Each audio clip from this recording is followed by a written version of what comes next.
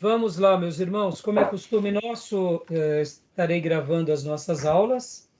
Já fiz aquela minha breve reflexão há pouco.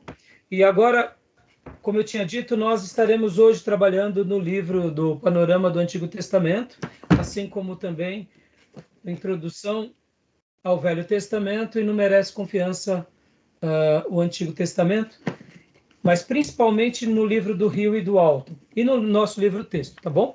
Então vamos lá, meus irmãos. Hoje vamos trabalhar nos 4 profetas menores: Micaías, Obadias, Naum e Sofonias. E se der tempo, em Abacuque. Lembrando que a gente está seguindo a ordem cronológica. E como é praxe, nossas aulas são gravadas, tá bom? E hoje é a nossa 8ª aula. Glória a Deus. Estamos chegando no final. Teremos mais 2 aulas apenas e aí é prova, tá bom, meus irmãos? Então vamos lá. Deixa eu compartilhar aqui com vocês a tela.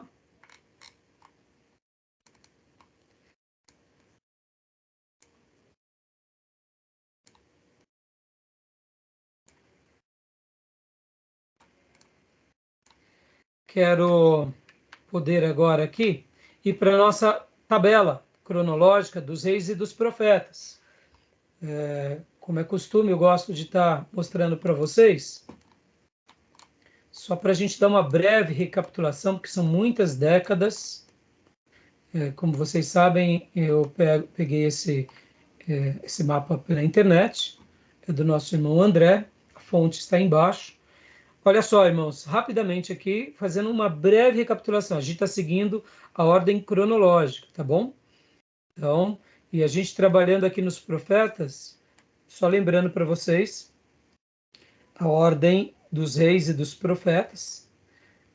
Nós falamos sobre alguns desses profetas, já Joel, por exemplo, Jonas, Amós e Oséias.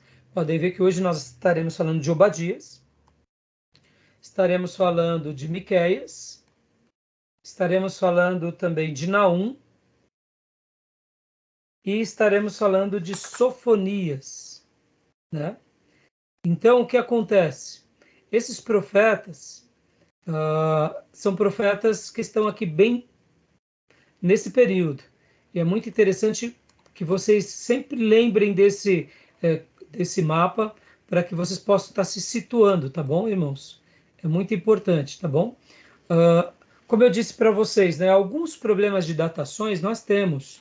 Fica muito difícil a gente saber a data de alguns profetas. No caso, Joel, nós já falamos sobre essa questão. A maioria dos autores colocam ele aqui por volta do ano de 830, 840. Eu, particularmente, entendo, na minha opinião, que ele corresponde melhor a esse período aqui de Ageu e de Zacarias. No entanto, é minha opinião, mas eu considero a opinião da maioria dos autores, até porque eu não sou especialista. O profeta Joel, também nós não sabemos a data, fica uma incógnita de quando realmente ele foi profetizar em Nínive. Então, nós não temos assim uma certeza. Hoje nós estaremos vendo aqui sobre o profeta Naum. O profeta Naum também é outra incógnita. Ficamos um pouco na dúvida dele, da data dele. Então, é bem interessante a gente sempre estar se lembrando dos acontecimentos, da tabela cronológica, de que rei que existia naqueles dias, qual eram os profetas, da tribo do norte e da tribo do sul, porque dessa forma a gente vai pontuando melhor. Tá bom? Alguma dúvida até aí? Tranquilo? Querem fazer algum comentário, algum apontamento? Alguma pergunta?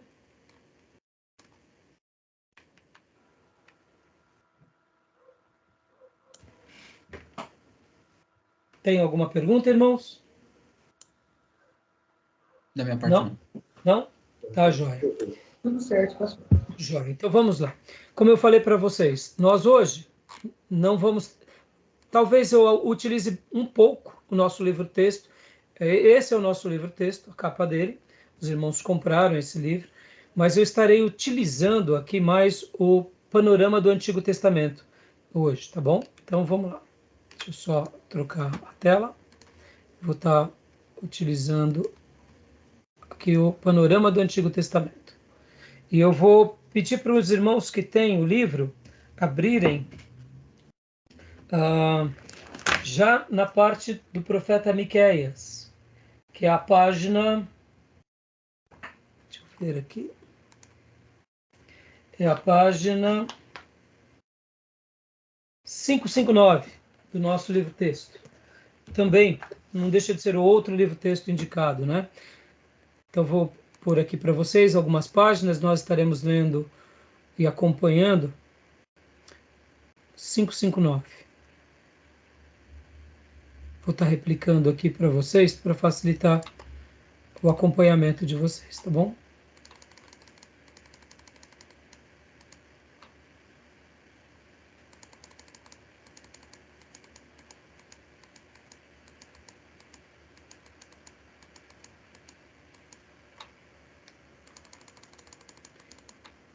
Onde está?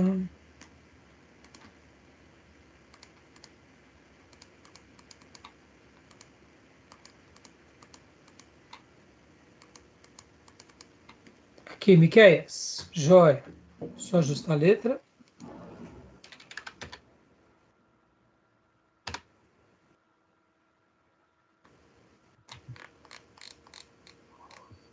Jóia. Vamos lá, meus irmãos, vamos ler algumas porções.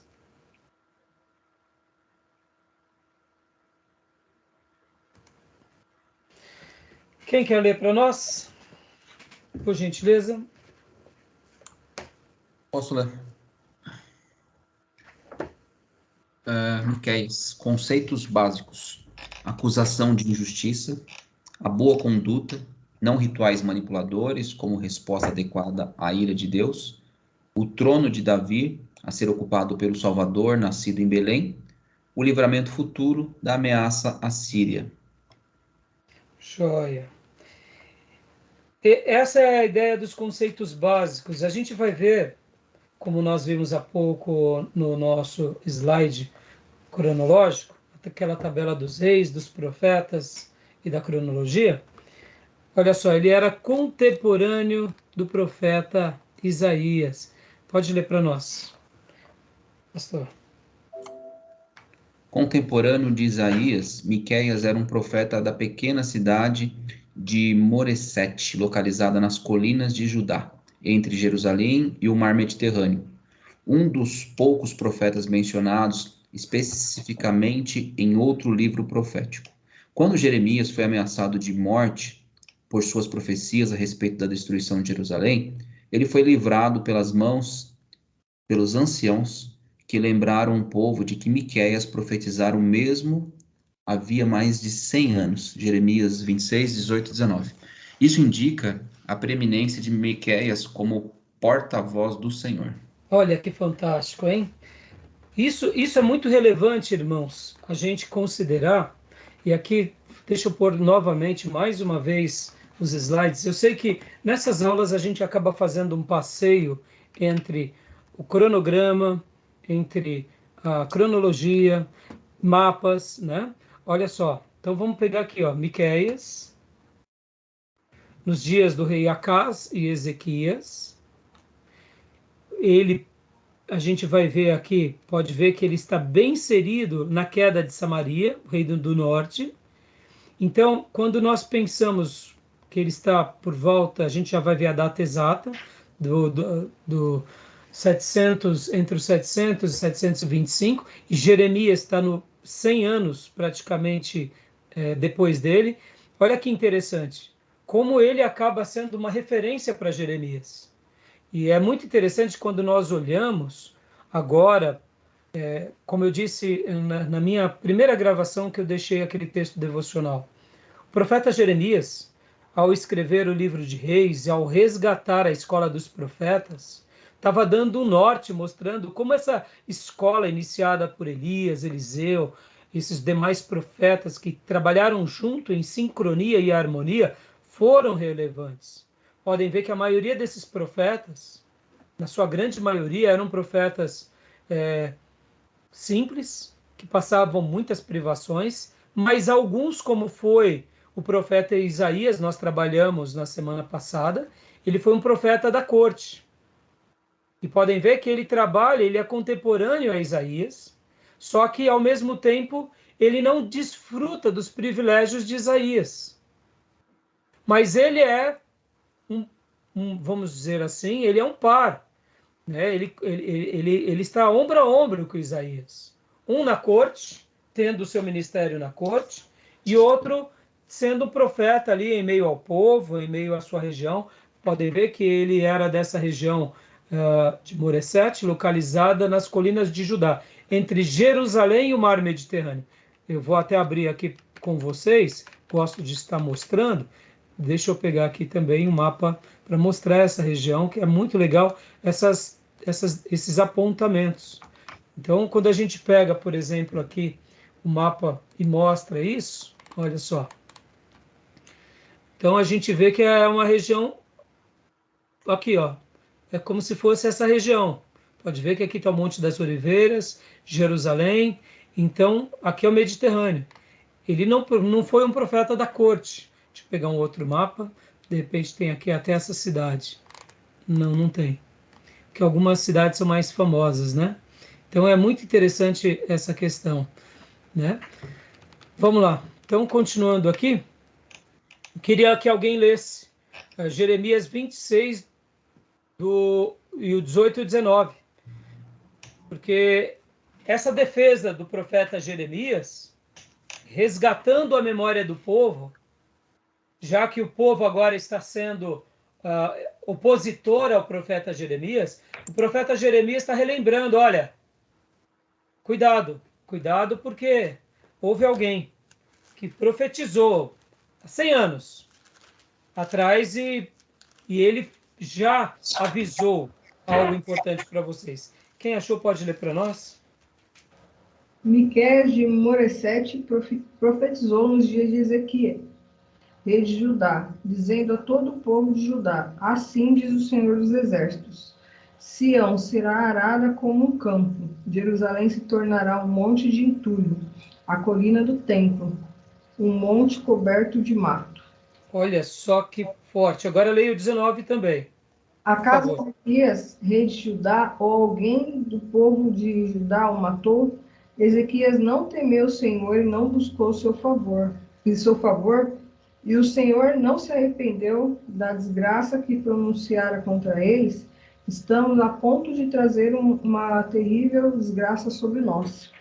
Ou seja, aqui ele está mostrando, olha que interessante, irmãos, ele está fazendo uma defesa em causa própria. Vocês conseguem enxergar? Estão entendendo a citação aqui do próprio profeta Jeremias? Ele está sofrendo por ele pregar ao povo de Sião, e o povo de Sião está querendo matar Jeremias, está querendo prender, e pode ver que ele faz até a citação do rei Ezequias. Lembra do rei Ezequias que teve aquela doença? O profeta Isaías, lá no capítulo 28, vai até ele, o relógio de Acaz. Lembra desses episódios? Agora, por que Jeremias faz essa citação? Porque, na realidade, o que Jeremias estava recebendo agora, nos seus dias, era só uma sentença dizendo, o dia chegou. Que dia? Aquele mesmo dia que o profeta Miqueias já tinha dito, há 100 anos atrás, que Sião será arada como um campo, Jerusalém se tornará um monte de entulho, a colina do templo um monte coberto de mato. Isso é muito forte, essa profecia. E quando ele faz essa defesa aqui, falando sobre o rei Ezequias, irmãos, vocês podem ver que o que ele está dizendo? Ezequias, ao invés de desejar matá-lo, Ezequias se posiciona de forma favorável. Pode ver que Ezequias era um homem de oração, Ezequias era um homem de quebrantamento, Ezequias também foi um vaso nas mãos do Senhor. Por isso que quando ele faz essa defesa em causa própria, e agora ele faz a afirmação para o povo, ele diz, olha, nós estamos a ponto de trazer uma terrível desgraça sobre nós. Por quê? Porque eu estou profetizando e vocês, ao invés de dar ouvido, vocês estão indo contra a palavra do Senhor. Eu fiz questão de ler essa parte para vocês verem que, na realidade, Miqueias ele já estava sendo aqui um pequenino Jeremias. Só que a diferença era qual? Que nos dias de Miqueias ele não era tão odiado. Interessante, não? Nos dias dele ele foi, eu diria, um pouco mais assistido, um pouco mais amparado. Então, continuando aqui rapidamente, vamos pegar só algumas citações. Pode ler agora para nós, Maísa, por gentileza, composição do Pastor, livro. Pois não. desculpa, só aproveitando tua fala, até para não perder de vista, quando o senhor fala que ele foi menos odiado, o povo, de certo modo, já tinha entendido o papel dos profetas e deixa de odiá-lo por entender que isso é Deus falando com eles, logo eles aceitam melhor essa demanda vinda do Senhor e, por consequência, não fica apontando, né, o profeta e etc. Então, tem a ver com isso, essa é uma verdade. Só que olha como é curioso essa sua fala, Pastor Johnny. Olha como é interessante quando a gente começa a estudar os contextos históricos. Pensa assim, se Miqueias, que profetizou aqui nos dias, olha, vamos lá para a cronologia de novo. Olha só, se Miqueias, ou melhor, Miqueias, que foi contemporâneo a Isaías, profetizou aqui por volta do ano 700 ao 725, junto ao rei Jotão, Acás e o próprio Ezequias.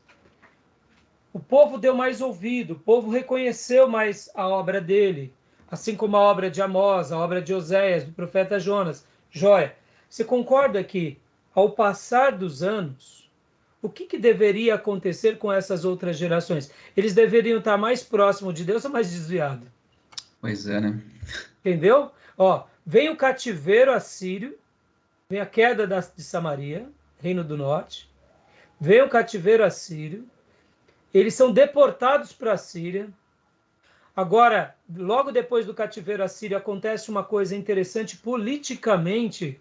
O Reino do Sul, Judá, ele não está debaixo do império, mas ele está debaixo do governo político, porque agora a Síria é tão forte, que ela não entra em Jerusalém, mas Jerusalém está debaixo da política da Síria. Ela está debaixo da influência política e econômica da Síria. Ou seja, eles viram Isaías profetizando para o povo de Deus, está vendo Miqueias. No primeiro momento parece, o próprio rei Ezequias é piedoso, mas olha só que interessante, com o passar dos anos, eles vão se corrompendo. E há vou até antecipar aqui uma coisa que a gente vai trabalhar mais em Sofonias, mas o reinado de Manassés foi um reinado onde houve muita perseguição religiosa. Possivelmente os profetas aqui foram caçados. E Manassés foi um rei mau. E por ele ter sido um rei mau, a Bíblia vai falar que ele comete muitos pecados, ergue altares, volta ao culto a Baal, o mesmo culto que um dia tinha praticamente sido extinto, e agora volta ao... Filho, né? Oi? Além de sacrificar o próprio filho. Exatamente. E aí o que acontece? Se eu não me engano, foi ele ou foi outro rei? Foi Manassés? Eu não lembro agora. Eu lembro que teve um que sacrificou o filho. Eu não recordo agora, mas eu lembro que teve sim. Eu só estou fazendo confusão se foi Manassés ou se foi outro. O que acontece? Houve um silêncio profético aqui, de possivelmente de 50 anos a 80 anos. Pastor, então quer dizer que nesse silêncio o povo acabou se desviando? Possivelmente. Mas pelo silêncio, pela opressão, a gente não entende os motivos nem a situação. Porque, irmãos, aqui, ó, vamos pegar um outro contexto, tá? Nos dias de Acabe, Acabe foi um demônio. E Jezabel a própria Satanás. E o profeta Elias e o profeta Eliseu fizeram uma obra extraordinária. Ou seja, podia aqui ter um baita silêncio na tribo do norte, não teve.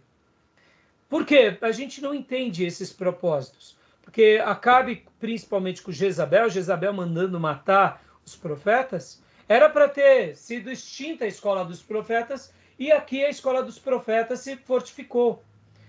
Mais ou menos o que aconteceu na igreja primitiva. Quanto mais perseguição, mais o povo de Deus crescia. Então, o motivo pelo qual há esse silêncio profético pode ser realmente permissão de Deus? Pode ser por causa da perseguição? Pode. Os motivos nós não vamos saber dizer. Só um outro detalhe, irmãos, um pouco antes aqui dos reis da monarquia, vocês lembram que teve o período dos juízes, que foi de 300 anos? Lembram? Sim. No período dos juízes também, nós vemos também praticamente um silêncio profético. Nós não temos ninguém que profetiza com muita intensidade. Os juízes, eles acabam fazendo um papel mais de libertador, mais de líder. Mas nós não vemos sacerdotes, nós não vemos assim profetas com grande relevância, trazendo o povo para Deus e tendo ali uma continuidade. Pode ver que nós vemos ciclos de vitórias, e depois de estagnação, e depois de derrota, e depois de humilhação e súplica, e vitórias. Então a gente vê esse ciclo durante 350 anos, entre 300 e 350 anos.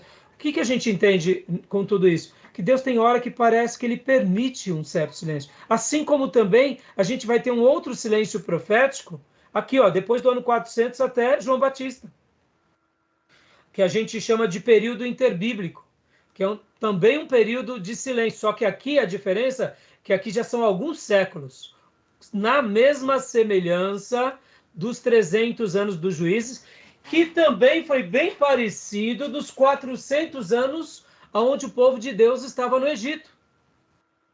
Qual foi o profeta que profetizou no Egito durante os 400 anos que Israel estava lá no Egito, logo depois que José foi para lá?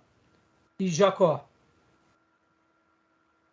Nós não vemos. Nós vemos Jacó descendo com todos os seus filhos, mais de 70, e lá eles ficam até os dias de Moisés. Nesse período também, houve um silêncio profético. No entanto, olha que interessante, nesse período do deserto, que foram 300 anos, houve um silêncio profético, mas teve uma outra coisa. Teve a ascensão da casa pastoral. É onde nascem os pastores de Israel. É onde a tribo de Levi se configura como os pastores de Israel lá no Egito. Podem ver que nós só sabemos que a tribo de Levi vai de Canaã para o Egito, e lá no Egito ela se transforma numa família pastoral. Como isso acontece, os detalhes a Bíblia não registra. Porque quando começa a história de Moisés, somente fala que eles eram da família de Levi, e já mostra que ali Arão, Miriam e a mãe de Moisés já eram de uma família pastoral. Ou seja, a tribo de Levi já tinha se configurado no Egito como uma família pastoral. É um silêncio profético, sim, mas não é a ausência do quê? Do ritmo pastoral entre o povo.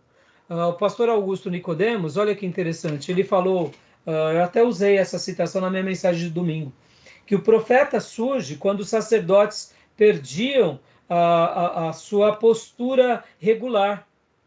O sacerdote, ele tem essa função regular, de cuidar da igreja regularmente, cuidar do povo regularmente, ensinar regularmente. Então, durante o povo de Deus lá no Egito, que foram esses 400 anos, houve uma regularidade no pastorado, na tradição oral. Não houve uma regularidade na voz profética. Possivelmente, a tribo de Levi deve ter feito um papel muito lindo no pastorado. Lembrando que eles eram a nação de Deus, que eles tinham o Deus de Israel, que eles estavam lá de passagem. Possivelmente foi uma escola pastoral muito forte lá no Egito. E a gente não tem detalhes disso. Podem ver que quando Moisés disse para Deus, Deus, eu não sei falar, Arão, ele tinha uma oratória brilhante. Ele é o orador. Ele é aquele que fala à nação. Deus falava com Moisés, Moisés passava para Arão, Arão era o pregador. Ou seja, a família de Levi era muito forte nessa questão da regularidade dos ensinos dos patriarcas. Agora, com Moisés, que vem essa nova fase, surge então uma nova dispensação, uma nova aliança, que agora é o período da lei, mas aí nós vemos eles numa configuração, eu diria, agora mais normativa, com mais normas. Então, o que acontece, irmãos? Esses silêncios, eles vão acontecer. A escola dos profetas acabam sendo algo que acontece de forma bem efusiva, bem dramática, porque os sacerdotes não estão conseguindo conduzir os reis estão desviando a nação. Muitas vezes os sacerdotes nos dias dos reis da monarquia estão ali debaixo da corte, porque vocês há de convir comigo que o rei ele precisa dos líderes religiosos para conduzir a nação. Então, muitas vezes, quando os reis se desviam criando postes ídolos e os sacerdotes ficam calados, eles acabam sendo coniventes e cúmplices ao pecado do rei. Aí Deus levanta a escola dos profetas. E é por essa razão que a gente vê como eles foram fortes e como eles foram determinantes na história. Então, agora, pastor Johnny, eu sei que eu dei essa volta toda, mas eu quis trabalhar que o que deveria ser? Deveria ser, nos dias de Jeremias, um povo muito mais maduro, um povo muito mais piedoso, e não. Eles tiveram já a lembrança do cativeiro assírio e eles não estavam preocupados com nada disso. Eles estavam embebedecidos pelo pecado, eles estavam cegos, e não sei por que razão, dá para ver que é uma cegueira espiritual, eles são o oposto. Ao invés de, sabe aquela questão, vem um grande avivamento agora sobre a nossa nação, daqui a 100 anos, nós imaginamos que eles vão estar 1000 vezes melhor, não, está tudo desviado, aí a gente não entende essas coisas. Por que isso acontece? Nós não sabemos. Tudo bem, irmãos? Deu para compreender? Não sei se eu divaguei muito. Não, pelo contrário. A fotografia que o senhor mostrou aqui, né, de períodos em que houve o silêncio, me fez lembrar de Provérbios, né? Provérbios 29. Quando diz, né, não havendo profecia, o povo se corrompe. Então, o povo sem orientação, a tendência é que o povo realmente se corrompa. Então, houve silêncio, acho que cada um começa a andar com as suas próprias pernas, né, com seus achismos, e aí é a corrupção. Mas você vê, pastor Johnny, isso é verdade, sim. Não havendo profecia, o povo se corrompe, mas tem vezes que tem profeta como Jeremias e o povo se corrompe. Pois é. Mas aqui é claro, né, vamos pensar o seguinte, se tem profecia, é mais fácil o povo voltar para Deus. Porque nos dias de Jeremias tinha profecia e o povo se corrompeu. Por isso que era um povo muito maligno. Porque se há profeta de Deus, se há sinais de Deus e o povo se corrompe, é nessa hora que vem muita o juízo rebeldia, de Deus. né? Exatamente. Então, eu não quis fazer essa citação, mas eu só quis fazer um paralelo, porque é importante para nós pensarmos o seguinte, então quer dizer que Jeremias não foi um bom profeta, não, ele foi magnífico. Foi magnífico. É que o povo era de dura serviço. E esse povo de dura serviço, o que gerava? Gerava um povo desviado, né? Então, assim, você vê, tem vezes que quando a gente vê esse povo desviado, aí a gente compreende como Deus fica indignado. Quando vem o castigo de Deus, vamos dizer assim, realmente eles merecem o castigo, né? Tá bom? Querem fazer algum comentário, irmãos? Alguma dúvida? Algum apontamento? Vamos lá, nossa aula. Nessa linha que o pastor Johnny levantou aí, na morte de José no Egito, morreu com 110 anos. Com o ministério de Moisés com 40 anos, esse período que ficou mais de 430 anos no Egito, não tem profeta mesmo, não. Fica num vácuo. Fica num vácuo. Por isso que eu quis citar para vocês, porque agora a gente vai ver no período de Manassés, principalmente nos dias de Sofonias, que é esse vácuo, né, logo depois, e para mostrar o seguinte, tem vezes que Deus permite mesmo o silêncio. Porque Deus até fala para Moisés, né? Tem visto o sofrimento, o clamor do meu povo. Era um povo que orava. Uhum. E eles poderiam, e por isso que eu falei aqui, fazendo uma defesa, que possivelmente o ministério sacerdotal lá dos levitas e pastoral era muito efetivo, era regular e muito efetivo. Irmãos, eu acredito nisso, né? Por exemplo, eu acredito que verdadeiros profetas, Deus levanta esporadicamente, eles não são muitos, mas eles marcam uma geração. Agora, quando falta pastores realmente que fazem uma obra diferenciada, aí o negócio fica estreito. Por quê? porque de fato a regularidade está no sacerdócio, a regularidade está no pastorado. E os profetas vão ser levantados em momentos cruciais. Para quê? Para despertar o povo e os sacerdotes. Mas quando os sacerdotes estão tendo uma regularidade, uma piedade, e esse povo está tendo uma piedade, é como se os sacerdotes vivessem um dilema e um princípio de profecias. Eles estão inseridos nas profecias. Bom, vamos caminhar para a gente ir para os detalhes do livro, que eu acabo divagando bastante, tá bom? Então vamos lá. Vamos lá aqui. Vamos passar aqui o contexto de Miqueias. Leia para nós, Júnior, por favor. Miqueias ministrou durante a grande crise assíria. Ele testemunhou os acontecimentos resultantes da destruição e deportação do Reino do Norte.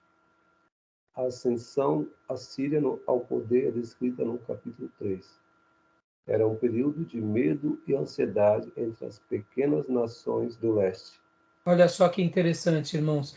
Ele viu tudo isso, então ele profetiza nesse contexto. Isso é muito interessante porque é uma coisa que vai marcar muito aqueles dias. Pode continuar. Os oráculos de Miqueias não são datados. Logo, é difícil atribuí-los a um incidente específico.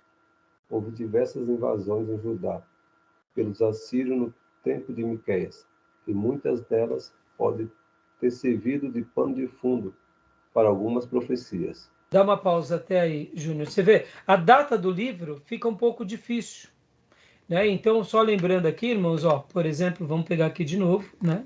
O mapa do nosso irmão André, Miqueias. Opa. Aqui. Então, ele presencia a queda de Samaria, vê os assírios dominando essa região todinha aqui. Deixa eu abrir esse outro mapa aqui, irmãos, para vocês. Quando ele fala leste, é aqui, irmãos, ó. Deixa eu pegar aqui esse outro mapa. Aqui.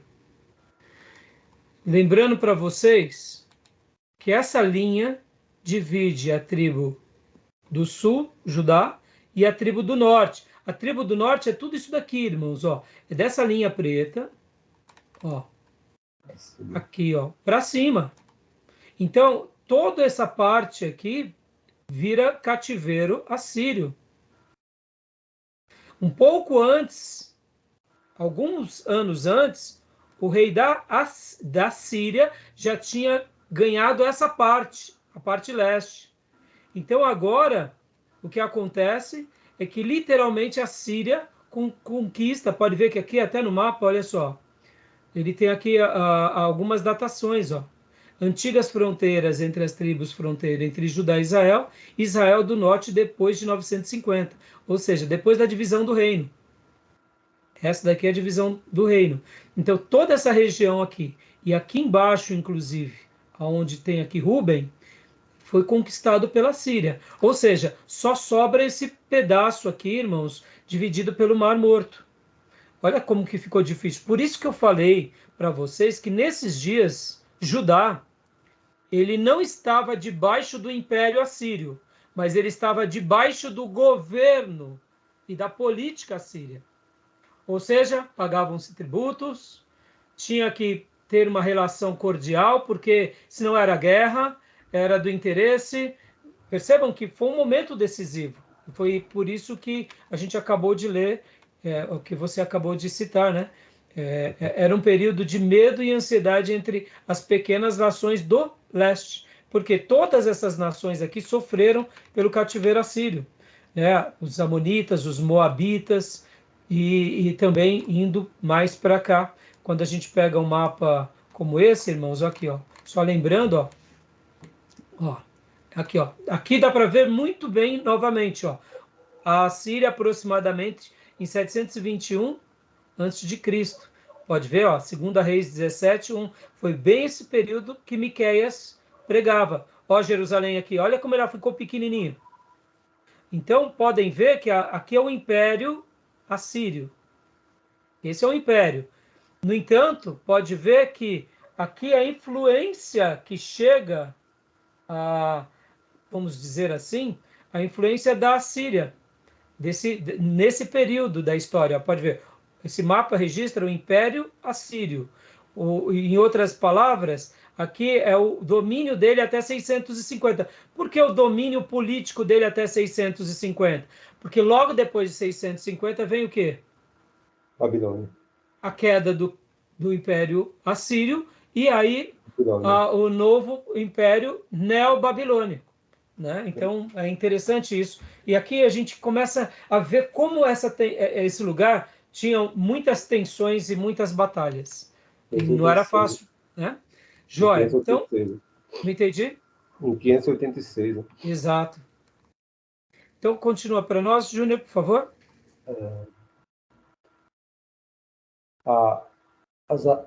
Mais ameaça. Então, desde cima. Os oráculos de Miqueias não são datados.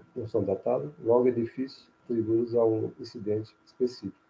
Houve diversas invasões de Judá pelos assírios no tempo de Miqueias, e muitas delas podem ter servido de pano de fundo para algumas profecias. A mais ameaçadora é geralmente considerada contexto de muitas profecias de Miqueias. Foi a campanha de Senaqueribe, que culminou no sítio arqueológico de Jerusalém, em 701 a.C. Pode seguir? Pode continuar. Nessa campanha, muitas cidades de Judá foram sitiadas e destruídas, particularmente Laquis, versículo 1 e 13. O fato não só cumpriu alguns oráculos de juízo de Miqueias. Joia. Olha só que interessante, irmãos. Vamos continuar aqui mais um pouco. Júnior, pode... aqui, ó. Percebe? Vocês vão lembrar muito desse nome na Bíblia, lembram? De Senaqueribe? Ele é muito citado, porque a afronta que ele causa ao povo de Deus é imensa. Então, continua aqui mais um pouco, mais esse parágrafo, Júnior, por favor. Como também revelou-se na oportunidade para o livramento do Senhor, apesar de os exércitos de Senaqueribe terem cercado Jerusalém e estarem preparados para destruí-la, os registros assírios não descrevem a conclusão da campanha. Continua? Pode continuar. É compreensível, pois 2 Reis 19:35 registra que o exército assírio, com 185.000 soldados, foi assassinado durante a noite pelo anjo do Senhor. Joia, isso está em 2 Reis 19:35. Então, olha o contexto em que ele faz essa obra, que ele prega, que ele anuncia. Ao mesmo tempo, Deus realiza intervenções, milagres, como vocês conhecem, né? Então, nesse momento crítico, o Senhor enviou Miqueias com uma mensagem para o povo. Era um período de instabilidade política e social. O grande sucesso militar do rei Uzias, ou Azarias, na primeira metade do século VIII, floresceu em um período de prosperidade econômica para alguns. Lembram que Uzias ele tem um período de expansão, de fortificação, de conquistas? Lembram desses acontecimentos, irmãos? Percebam que quando nós... deixa eu voltar aqui para esse mapa, irmãos. Quando nós vemos um império como esse, dominando tudo, e de repente Deus agindo favoravelmente ao povo de Judá, ouvindo as orações dos servos de Deus, libertando os inimigos, qualquer conquista era muito significativa para eles expandirem as fronteiras, para eles prosperarem. Por quê? Porque era aquela questão de domínio, irmãos. É aquela questão de quem está com a vantagem. É normal entre as nações, a nação que está sendo oprimida, ela acaba recuando um pouco. Não porque eles são covardes, mas porque é aquele pensamento. Nós teremos muito a perder se formos para uma guerra. Então, quando havia uma intervenção de Deus, como no caso aqui aconteceu com o rei Uzias e com os próprios dias de Miqueias, os próprios dias também do rei Ezequias, quando Deus intervinha numa batalha, ouvindo uma oração, quando o povo clamava e havia um poder sobrenatural, o que acontece? Naturalmente, economicamente, aquele lugar já tinha folga, tinha como eles plantarem, venderem, comercializarem. Os impostos já não eram mais compartilhados com aquele reino. E isso tudo favorecia um período de prosperidade. Então, é bem curioso quando a gente está estudando agora um pouco esses livros proféticos e a gente consegue enxergar esse pano de fundo político, econômico, social, religioso, a intervenção divina, a apostasia do povo e o juízo divino. Então, fica tudo muito mais claro quando a gente começa a comparar com os mapas, com a cronologia, com os acontecimentos. Tudo bem, meus irmãos? Ok. Beleza. Com o crescimento econômico, surgiu uma classe de negociantes em Israel e novas divisões sociais. Agora, o segmento agrário da sociedade se encontrava à mercê de comerciantes que desfrutavam de apoio real. A igualdade no mercado logo se tornou exceção em vez de regra. Foi nesse contexto que Miqueias denunciou injustiça e falsa religiosidade. Aqui, mais uma vez, o povo prospera, o povo consegue comércio, o povo está sendo abençoado, e aí o povo começa a explorar os mais fracos da sua própria nação. Qualquer coincidência é mera semelhança, não, irmãos? Ou qualquer semelhança é mera coincidência, né? Qual que é a frase mesmo? Eu sempre troco a ordem. Qualquer semelhança é mera coincidência. Isso, qualquer semelhança é mera coincidência, isso. Então você vê que curioso, irmãos. Ora, esse povo não estava até dias atrás ali debaixo de uma opressão? Estava, mas agora prospera. E agora não poderia ser mais generoso? Poderia, mas não é assim. Não é assim que funciona quando a gente tem uma falsa religiosidade e a gente age como pessoas religiosas nominais. Aqui fazendo uma citação da aula passada, que eu falei do profeta Isaías. Isso é magnífico. O profeta Isaías era da corte, e mesmo sendo da corte, ele não se corrompeu. Ele era da corte, ele poderia ficar muito confortável, mas ele tinha uma voz política, uma voz social, ele tinha uma voz de denúncia do pecado, seja ele de ricos, pobres, reis, sacerdotes e até as outras nações. Isaías é o grande exemplo de uma pessoa muito resolvida. Guardem essa frase, irmãos. Filhos de Deus resolvidos serão bênçãos, indiferente do contexto em que eles vivem. Se eles são pobres, serão vasos de Deus no meio daqueles que são mais pobres. Se eles são classe média, serão vasos de Deus entre os que são de classe média. Se eles são classe alta, como era o caso de Isaías, eles serão bênçãos de Deus entre as classes altas. São resolvidos. Não é o dinheiro que eles têm que corrompe, é o coração. Assim como não é a pobreza e a dor que corrompe, é o coração. Assim como não é a classe média que corrompe, é o coração, é o nosso coração. Eu sei que com o dinheiro, com a prosperidade, é mais fácil de a gente se corromper, porque na privação nós clamamos mais por Deus. Mas quando a gente tem um coração corrompido, irmãos, não se engane. Com pobreza a gente se corrompe, na classe média ou na classe alta, não tem jeito, tá bom? Então, agora, só para a gente acabar aqui os assuntos de Miqueias, aqui segue um simples esboço de Miqueias, né? O prólogo, o povo, ele faz um anúncio ao povo, né? E vem as suas acusações. Acusação e julgamento contra o povo, esperança para o povo, os líderes, a acusação e julgamento contra os líderes, esperança da liderança e restauração do Senhor. Perceba, irmãos, todo profeta de Deus, ele tem uma palavra de julgamento, mas ele sempre vem com a esperança. Por quê? Ele aponta a doença, mas ele dá a cura. Ele não só dá a doença.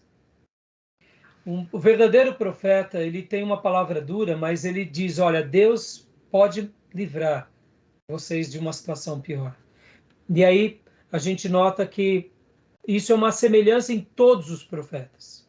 Né? Pode ver, ó. Ele fala ao povo, ele fala aos líderes e ele fala depois à nação. Olha que interessante.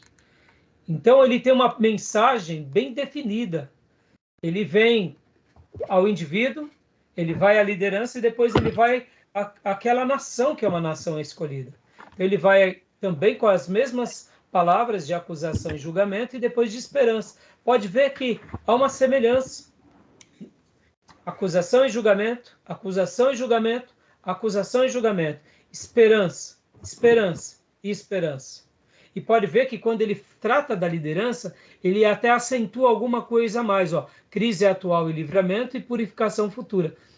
Eu deduzo, irmãos, que é aquilo que nós entendemos. Quando Deus levanta uma monarquia, essa monarquia, assim como Deus quando levanta sacerdotes, pastores e líderes, sejam líderes políticos ou sejam líderes religiosos, eles têm uma função determinante entre o povo. Então, por isso que até mesmo quando ele trata da liderança, ele acentua com mais, pode ver que ele gasta mais tempo nas suas profecias. Tá bom, meus irmãos? Querem fazer algum comentário, algum apontamento? Essa divisão que é mostrada ali primeiro ao povo, depois à liderança e depois à nação. De fato, eu confundia, né? Porque quando fala de povo e nação, eu estou entendendo que se trata dos mesmos personagens. Só que a abrangência é maior, óbvio, né? A gente está falando de uma nação. Até então, ele está falando para, até é comentado no capítulo 1, para o povo do norte e povo do sul. A minha confusão está aí. Quando ele fala nação, ele está pegando outros povos além do Reino Norte e Sul? Então, na minha opinião, aqui ele está, assim, o que eu entendo pelo livro dele? Ele está se dirigindo aqui não mais ao tribo do norte e não mais à tribo do sul, mas à linhagem, à nação de Israel, ao povo de Abraão. Porque assim, eu sei que aqui ele foi, aqui como povo, né? Pastor Johnny, Uhum. ele é um pouco mais específico, né? Justo. No sentido. Mas o que eu entendo aqui como nação? Dando aquela questão mais... vou tentar usar outros termos e outros conceitos. É como se nós falássemos assim, as famílias brasileiras. E agora a nação brasileira. Não sei se eu consegui te fazer a correspondência. Por exemplo, o povo, o nordestino, o sulista, Algo micro, né? isso, é o Claro. povo, as tribos, seriam as tribos, de uma Específico. forma geral. Cada região, com as suas características, com as suas culturas, o pessoal do leste, o pessoal que já foi para o cativeiro, porque lembrem, o povo aqui também você tem que colocar que a tribo do norte, mesmo tendo sido exilado, não deixava de ser povo de Deus. Sim. Mesmo eles tendo ido para Samaria, mas era povo de Deus. Então essa mensagem era para o povo de Deus também. Mas assim, aqui no caso, mais como região mesmo. Ó, vocês do norte, vocês do sul, das tribos. E aqui é uma questão mais coletiva, mais como literalmente como família mesmo, como filhos de Abraão. Sabe aquela questão que nos remete mais a como que eu Acho que posso até a falar? questão do pecado também, né? Quando fala para o povo talvez tenha se rebelado, sendo injusto, é, não praticando a justiça, ou seja, um pecado mais específico. E aí, quando fala nação, a abrangência do pecado. Na realidade, assim, nós precisaríamos perguntar para o autor por que ele fez essa divisão, mas vamos pegar aqui no próprio texto de Miqueias. Eu vou também Uhum. abrir os outros esboços aqui para nós fazermos esse pequeno estudo de caso, né?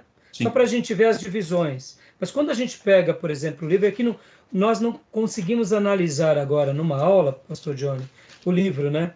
Até porque a Porque como proposta não é essa, né? É só um porque panorama. é a questão panorâmica, mas vamos tentar resolver isso rapidinho, tá vendo? Só um minuto aqui, deixa eu abrir aqui na página 135, que aqui vai falar de Miqueias, joia. Vou deixar até aberto aqui. Mas vamos pegar nas nossas Bíblias, por exemplo, ó, e a gente vai tentar fazer um breve estudo de caso, ó. Pode ver, ó. Na versão NVI, só para você ter uma ideia. No versículo 2, no versículo 3 ele começa o julgamento de Samaria e o julgamento de Jerusalém. Ó. Você vê, ele Ô, faz... pastor, desculpe Oi, interromper. Aqui está travando um pouquinho. não entendi. Desculpa. Ela comentou que tá travando e travou dela. Ah, tá. Deve ser... O de vocês está travando, irmãos? Não. Não, só travou o da Maísa. Ah, tá. Maísa, voltou?